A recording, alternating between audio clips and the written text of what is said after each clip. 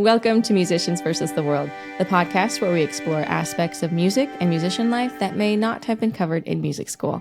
I am your host, Christine Smith. And today we are talking with composer, producer, cellist, and teaching artist, Margaret Maria, about music's power to change the world for the better. With her masterful skills as an extraordinary cellist merging with the intuition of a gifted creator, Margaret Maria is a unique and exciting new voice in the world of new music.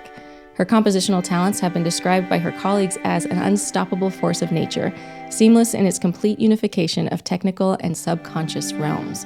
A graduate of the Curtis Institute of Music, her performance career has seen her play on concert stages around the globe and in the Vancouver Symphony Orchestra and the National Arts Centre Orchestra. She is the co-founder of OrKidstra, a social change through music program in Ottawa, Canada. Her later-in-life transition into composition has seen her work performed on stage in her very first world premiere, Between Worlds, which was premiered in 2019 by the Ottawa Chamber Orchestra, and the album released June 2022 on CMC's Center Discs Naxos labels. She has released 14 studio albums, received multiple recording, study abroad, and music creation grants, and her works have been heard on multiple television programs worldwide. So Margaret Maria, thank you so much for being here, and welcome to Musicians versus the World. Thank you for having me. This is quite a wonderful space to share some of my work and to be here with you. I'm so excited. I love it that you're sharing your work with us because I get so excited when I meet musicians that are constantly trying new things and are branching out, and they are just exploring the world of music through so many different avenues. And you seem to encapsulate this overall incredible musician. So I'm so happy that you're here to talk with me about you and your life and all of the wonderful projects that you're working on. So I guess we can just kind of start from the beginning. Have you always known that you wanted to be a musician for a career? I think when I found the cello, I was 12 years old, and it was in a music program. So it was through a school program. And by the time I was 13, I had my first cello lessons, and I said, this is it. I want to be a professional musician. I just fell in love with the instrument. But it was an opportunity that was given to me through a school program. So before that, I had played piano. It was something that I had to do. I wasn't very good at it. But then when I got the cello, it was just love. So love at first sight, literally. And then when I got my chance to play it, I was so blown away by what it was and what it meant to me to be, playing music. And and I knew it really early on, although I didn't know what that entailed or what it incorporated, but I wanted it. Yeah, you just wanted to be with it. So what is it about the cello that resonated with you so much? The first one was a visual when I was 12, and I looked across the room and there was this girl playing and she was doing vibrato, and I was like, oh, that's it. So it attracted me visually because I wanted to do that. Mm-hmm. But then, of course, the sound, it's such the depth, the warmth, the fact that you could hide behind it. I was very shy for most of my life. I always felt like at least I could hide. I said, how awful would that be to play the flute where you couldn't hide? And behind the cello, you could just hide and hug it. For me, it was the perfect instrument. I love that you can hug it. You can hug your instrument. I absolutely love that. So did that love keep going when you realized just how much work it is to master an instrument that's as difficult as the cello is? I think that with anything that you love, and if you feel like you're able to see progress. So for me, the progress was really, really quick. So I just kind of had to sit there and hang on to, I think my progress was faster than I could mentally process even, because sometimes you're going and you're doing things and you're not really fully embodying it. You're just doing it, right? So I had this ability to do things, but I was older, so I was very aware, that I was doing I was able to play and things were coming out and I was able to figure it all out.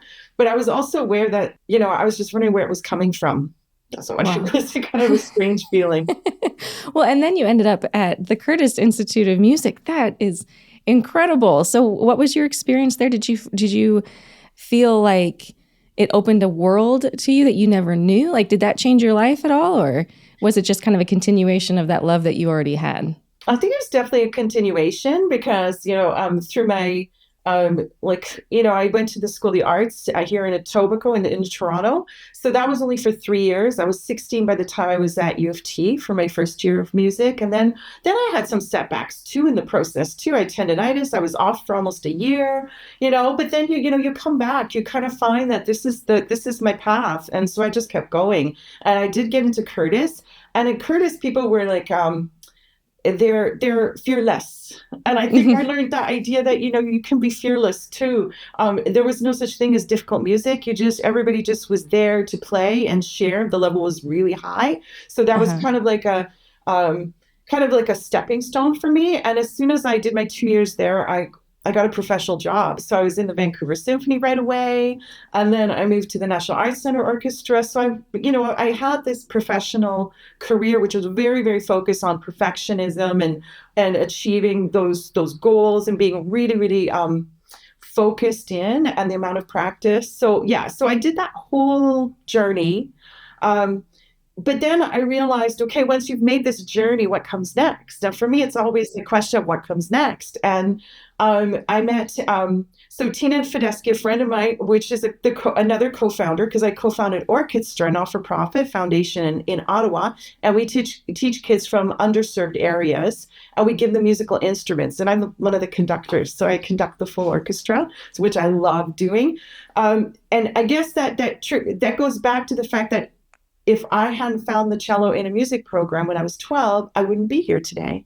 I wouldn't be a musician. I wouldn't be playing. It was offered, and I saw it, and it attracted me. And we need to be able to give those opportunities to kids.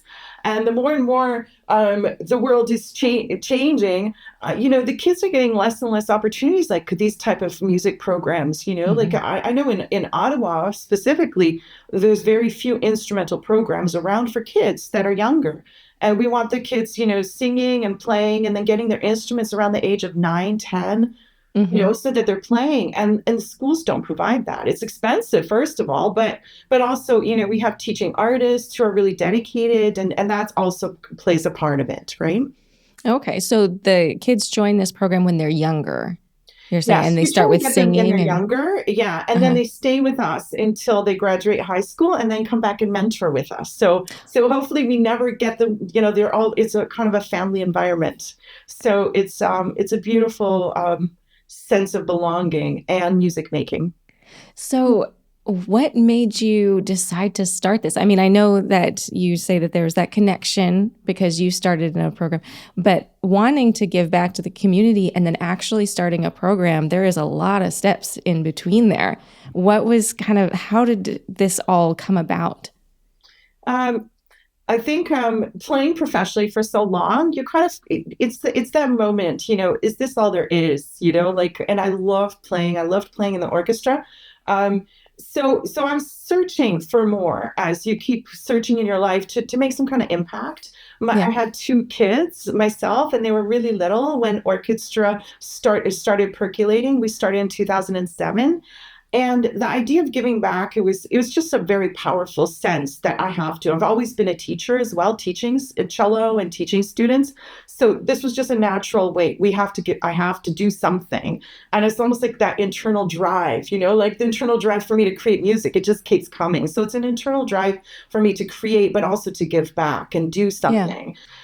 The kids were playing. It's passion over precision, peer-to-peer approach. So it's a different kind of way of communicating with kids. Everyone is an artist, no matter what age you are. So the teachers are called teaching artists. So you're bringing your artistry to one of the highest goals, which is sharing that with others. Wow. So passion over precision. That is a very, very different type of teaching style than maybe you were used to, or I'm certainly accustomed to. How, as a teacher and someone who went to such a prestigious art school, how do you switch? Do you ever find yourself kind of going back to the very, very strict sort of teaching, or does that just completely changed for you? I think that we adapt our teaching. I think it becomes a little bit adaptive, that you can adapt really, really high concepts so that kids can understand them at different levels.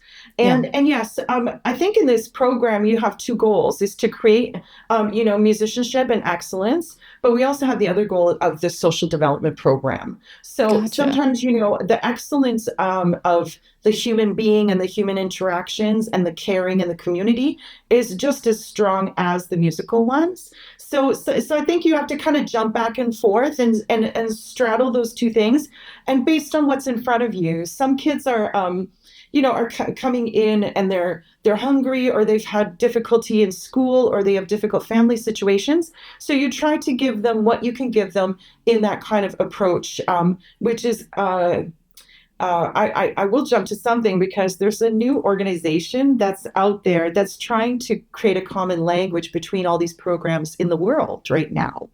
And it's called AIM, and they're Academy of Impact Through Music.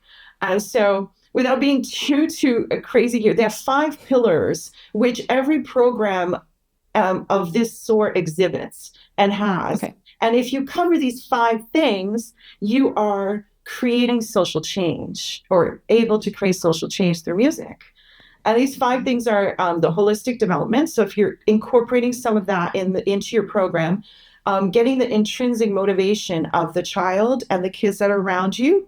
I mean, it works both ways. Optimal agency, getting kids to respond, getting kids to open up and be able to talk and be making choices and responsible for their powering them, that they're self-powered. Then you have the community, involving the community. And then the last one, which I think is maybe probably my favorite because I take it to heart, is artistry without limitations. So when you incorporate these 5 things in a program, you're able to develop something really special. And this is now reverse engineering, because we've been doing this for like 17 years, and a lot of programs have been doing it. So now they've distilled these as this is the kind of the pillars that you need to build a community that can be resilient, and the kids are really playing together, and it's very beautiful, and I'm so pleased to be a part of that That's movement. amazing. Yes, that is so amazing. So what does a day look like in this sort of a program? So if a child comes from school and then they step foot into OrKidstra, what do they expect to see? What do they expect to happen when they're there? Well, so there's always a sign in, and there's snacks, because a lot of kids have come straight from school, or they may not have had food. So the food bank, the Ottawa Food Bank, donates food for the kids. So there are snacks, and at break time, we have the 5 Ps. So we're very, very conscious that they have their parts, that they're punctual, that they have the pencil, so that there's responsibility, that there's that we have that kind of environment. And it's also such a family type environment. So they'll sign in, every kid is greeted, and then they head to their classes. They will either be singing together, playing an instrument together. They'll do sometimes like semi-private lessons for the children, so that they have that involved, and then they play in their groups, and then when they play the full orchestra, hopefully I'm the one at the front conducting. But we've got great teaching artists who are teaching all the specialized classes. So, and the more a kid wants to practice and be a part of it, the more programs they can access. So they can come in twice a week, 3 times a week. We had to make it work for our kids, which literally are in school till 3 or 3:30. How do the kids find you, or do you find kids? Like how do you get your participants? Right now, we have these big concerts, and the word is always out that we're in the community, and I think it's by word of mouth right now. Mm-hmm. At the beginning, we did little performances in the schools, and the kids were like listened and would come that way. But we haven't had an issue with enrollment. We just keep having more kids than we have room for, but we still try to expand. We're expanding in different neighborhoods as well. Yeah, I love that you're using music, and it sounds like each of these activities are very social, and the kids are never really isolated. There's constant just support and love for these kids, and they have to develop socially as well as musically. I think that's so incredible that you're doing that.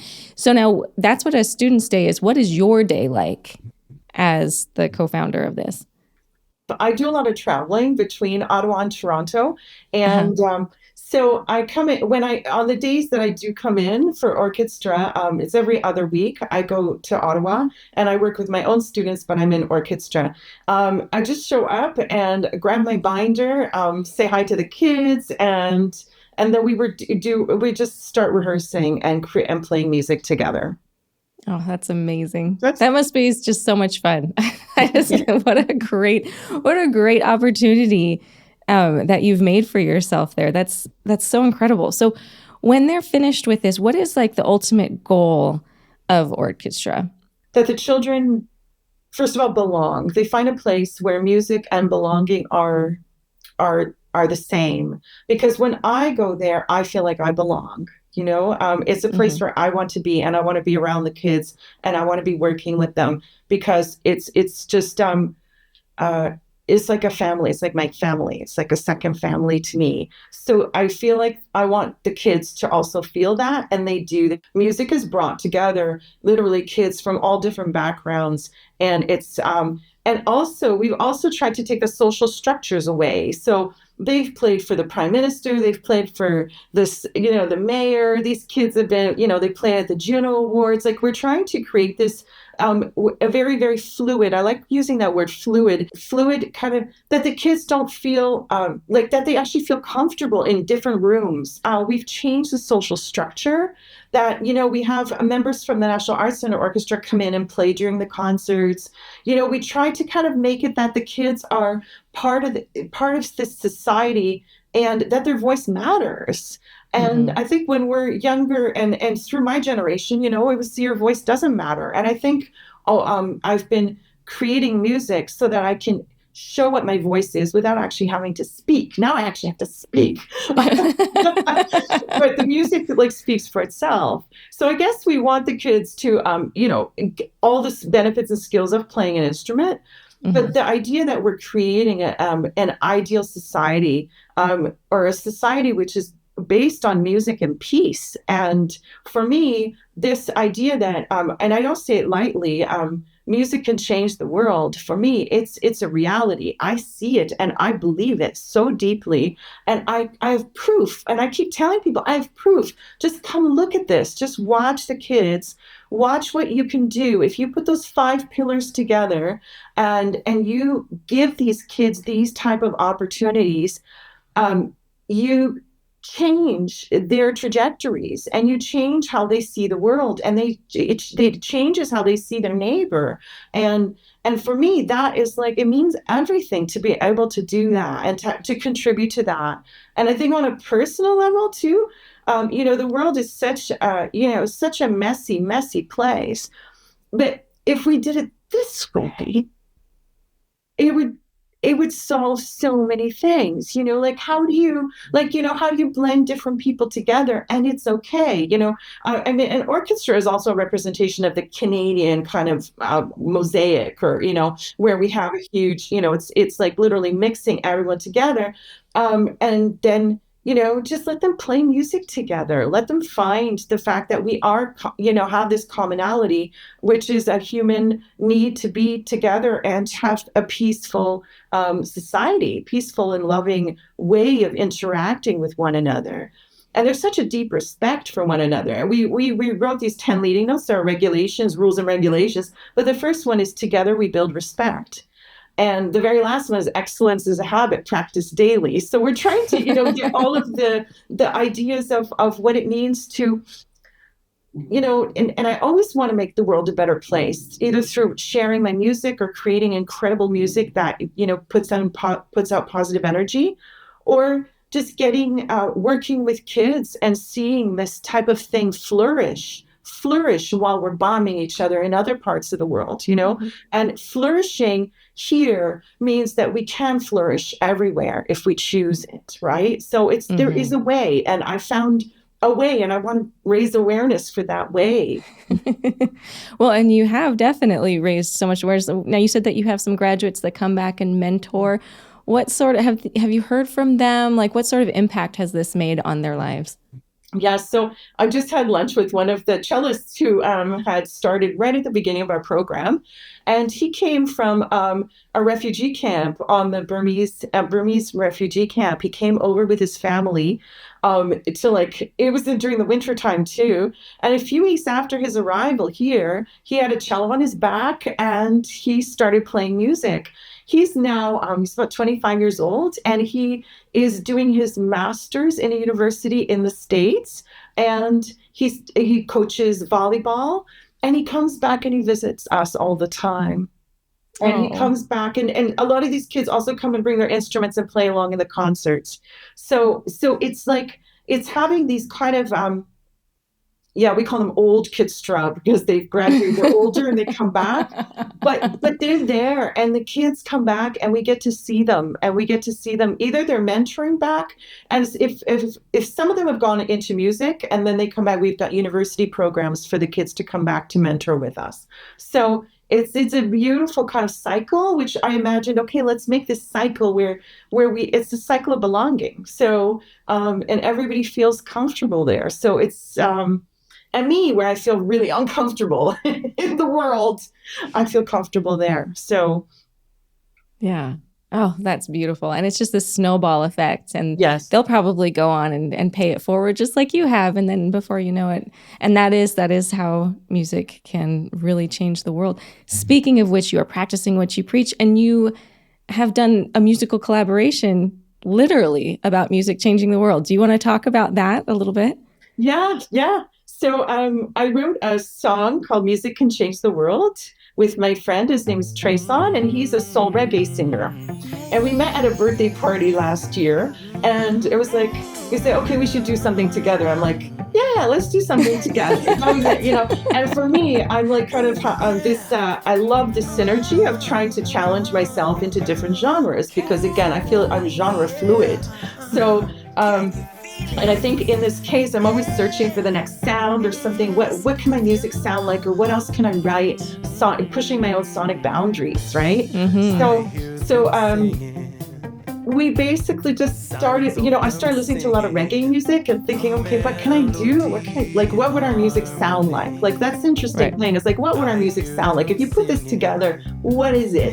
And I wanted a little bit of funk and a little bit of soul and a little bit of, so it just started off with a cello bass line, and I sung these little lyrics on top, and then we produced the song. So it's a bit of a pop soul sound. Uh-huh. And the lyrics are literally, if music can change the world, there'll be peace and love around the world. We need music like the flower, the sun. And it's just a beautiful song, which we want people to cover and remix. And a friend of mine in Argentina made a dance mix for it. So we're going to try to release that. So slowly I want to release track after track of Music Can Change the World and watch it move around the world. Oh my goodness. Yeah, so it is just to raise awareness. And then of course, the person who did the final pop mix for me, because I can't really do pop mixes yet. I'm not, I do my own symphonic cellos. I do these multi-tracking cello production things, but I couldn't get the pop mix. He's actually my Rage Angel co-writer, and he does a lot of pop music and producing pop music, but we've done a whole bunch of electroacoustic tracks, which are licensed through APM Music. And those are the ones that you'll hear on WWE Raw and SmackDown. They've used those. So those are they're quite high-powered, and we're working on another album for that. So that's Craig McConnell. So everybody kind of came together through Music Can Change the World. So he mixed and did the final master for free. He said, "No, I'm not going to take any money from you." And I said, "Thank you, okay." And then Treson and I, we kind of are trying to get this, the fact that we work together on this is almost like taking genres and melding them together. He's not from the classical world, and I'm not from that world either. And then this summer, we're planning on bringing everybody together to film a music video. Music Can Change the World. Treson is part of the Human Rights Band here in Toronto. It's like a reggae band, and they'll be touring the States in April. So they tour, and it's a big band of musicians, and they will come and work with our OrKidstra kids to film the music video. And it's almost like all of my everybody that I know is kind of coming together on board to help out. And I think that that's something that means so much to me right now. That and people are like just providing stems. They're doing the remixes, and a friend of mine did a beautiful piano reduction of our score so that the children can learn to sing it. But he's a Dora-winning composer, John Roby, and it sounds incredible. He just did a beautiful so people are adding their own little taste to it, and so it's satisfying a bunch of different things in me, which is the fact that I like to hear different things and pushing boundaries. So all these different things are kind of, I'll be doing a few more extra mixes of that. So I get my music production hat on. But then I have to, once the Human Rights do a reggae version of it, because that's what's coming next, then I will create the string parts and some of the parts, like there's horn parts for our kids to play, and they can play together. So literally, I think my life is about this. It's about trying to find ways to pump as much energy into the world which is positive and create beauty. Like if I can create the most beautiful music, it will change the trajectory of something, add positive waves. At the very least, that's what it will do. And then on the ground, being able to literally work with kids and work with other artists to affect change over time and to change. I think that's what it's like my purpose, my vision. I love it. So you're releasing these things and you are encouraging other people to make remixes of this song. Is that what you're doing? Yeah. So on one of my web pages, if you go margaretmariamusic.com, Music Can Change the World, we got stems there. So there's stems and there's sheet music. So yes, people can just upload onto create something and upload it onto YouTube or onto on any of the free social media sites. And if somebody wants to actually make a cover, just contact me. We'll do something together. Oh my goodness. How fun is that? And then hopefully again, this will snowball and just grow and kind of spread that message. So are any of your students from OrKidstra, are they kind of inspired by your creativity and any of them wanting to turn to composing, and are they? Yeah. During COVID, we did kid composers. So I led kid composing workshops with the kids, and the kids were writing music. And we had our teaching artists perform their music. And one of our students right now is actually writing something that the strings will do. So we're definitely encouraging that. And the other thing I do, which actually pushes sonic boundaries, is improvisation, like teaching the kids just to improvise. But it is free improv. So I have a CD that just came out too, because I do a duo with my friend Bill Gilliam, and it's piano and cello.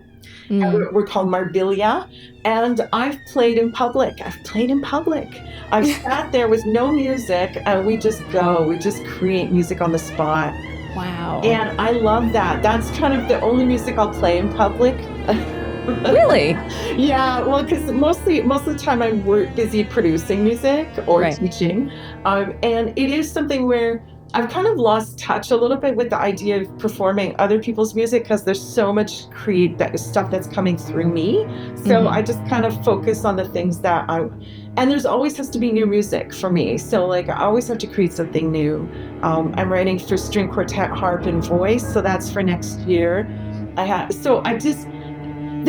guess maybe the biggest concern for me in this whole thing is, well, it's not really a concern. Music for creators comes out just so strongly. And if it doesn't have a genre, which mine doesn't, it's been a challenge to figure out where to put it.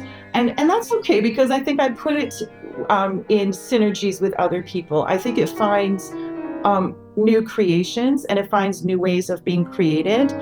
But yes, I'm kind of waiting for that moment. And a friend of some supporters of mine said, just keep doing what you can. They'll find you. And that is filmmakers who really need a new sound need to come find me. But at the same time, I can't be quiet. I have to say, here I am, and come and listen to what I have. And this is my own music is it's cinematic, it's orchestral, but I play everything in. So I even do some of the percussion stuff, and end up getting this at heart, I'm this composer that wants to really shake everything and turn it on its head. So if I'm doing it as a synergy with somebody, let's change it and like make it really intense. And I like hearing my own stuff and other people's stuff.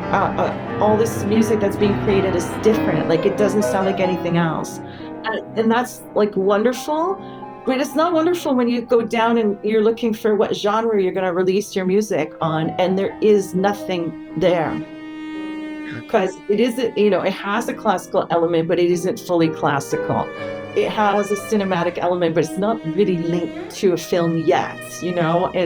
It's just music that's coming out. It has to come out. So that's my job, is to bring the music out. And as I go on my journey and, talking to you, finding that my music will find its way where it needs to be. Let's talk about this. I was trying to find the name of your new album, The Rage, Rage Angel. Is that what it is? Was it The Goddess of Edges or Rage Angel? Rage Angel. That's the one I want to talk about. Yeah. So tell me about that. That sounds exciting.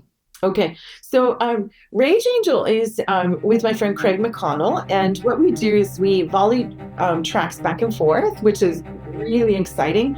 And I think we do it mostly from like that internal drive that we want to hear a certain kind of intensity. We know it will be paired because we're writing music for sync licensing specifically, right? So we definitely are, okay, that's the channel, that's where it's going to go.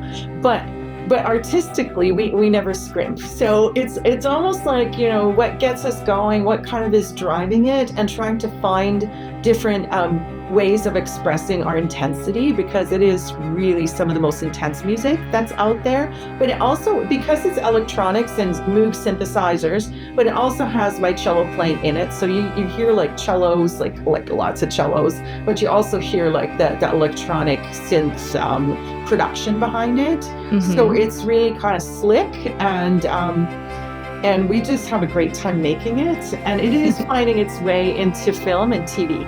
So, good. So we're very excited about that. And now we're working on our next album. Mm-hmm. We have House on the Hill, Dark Angel, and I did another one for APM Music. It's called Hard and Heavenly. That's a cello and I have a few different kind of moods on there. A cello one. And now I'm not sure what a new one's going to be called, but it's in the Rage Angel mode, which is kind of this high impact sound, but it has like that human element. My cellos kind of make it have that little bit of symphonic or soloistic string sound in there. Oh my goodness, I love your enthusiasm. I love your curiosity and your just drive to look for something new and look for the good in the world. I admire that so much about you. As we finish up, what last minute piece of advice do you have for aspiring musicians? I think it is follow your dreams. I think that we do a disservice to ourselves when we don't. I think sometimes our dreams are squashed by other people, and that is also something as an artist you just, again, follow your inner voice, because that's what we're building. And I think the world needs our creativity, and it needs everybody to find their own unique voice and to be able to share that. So I think, bind yourself with other artists, give yourself a chance to express things with other artists. Other artists will understand where you're coming from. Do projects together with other artists, and just create the best, most incredible art you can, because that feeds our souls first and foremost. And the world will eventually pay attention, or if it doesn't, well, at least your artistry is making a difference to another artist and to people who are actually needing you in that moment, right? Because I guess in that moment, I'm just there, if somebody's listening to my music and it helps them a little bit in that moment, gives them a little bit of strength or gives them anything, then I feel as an artist that it was worth dedicating my life to. Yeah, that's beautiful. Well, Margaret Maria, I have so enjoyed chatting with you. Thank you so much for taking the time out of your so busy schedule to come and chat with me and talk to me about your just amazing life and great projects. And I wish you all the best with everything that you're doing. Okay, thank you so much. It was great. And I love the title of your podcast because I say when I'm coming, Musicians versus the World, I could, yes, that's me. I'm going to do this. Well, you are doing it. You are changing the world, and I love it. So thank you so much. Thank you too.